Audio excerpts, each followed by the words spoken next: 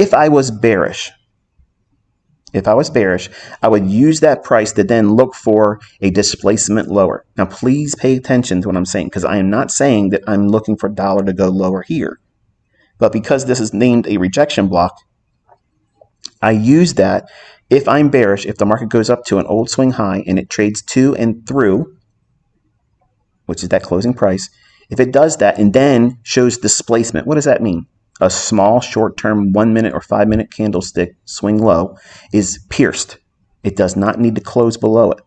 And if there's a fair value gap above that, I'll use the 2022 model essentially to get in and go short. That's how I would use the rejection block if I was bearish. But in this case, because I'm bullish on dollar and I'm believing it's going to go up here, the rejection block only acts as a target. It's a option for me to determine, okay, if dollar's reaching that level there, which is when I tweeted it, we've known this, we've been watching these price levels for weeks now.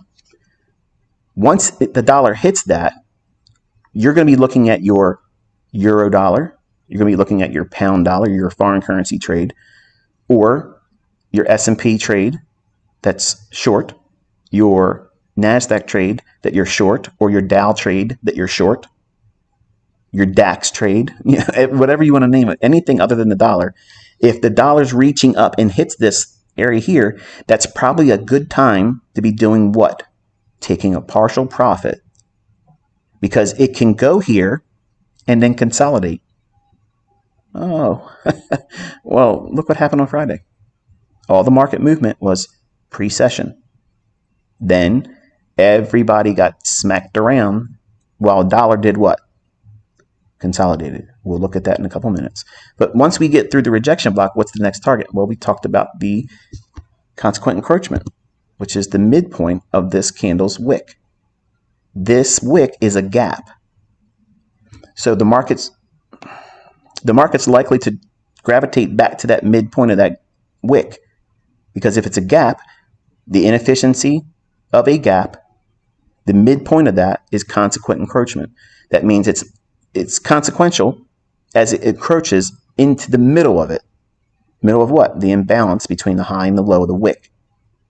So we were just an earshot right below that level, and we'll look at it more specifically when we get in lower time frames. And then that's our next objective. And I want to see it gap at it or just above it on Sunday. I want to see it gap above that and then just continuously press up. Or, if we gap above it, I want to see it come back down, retouch it, and then go higher. That's what I'd like to see on Sunday. So that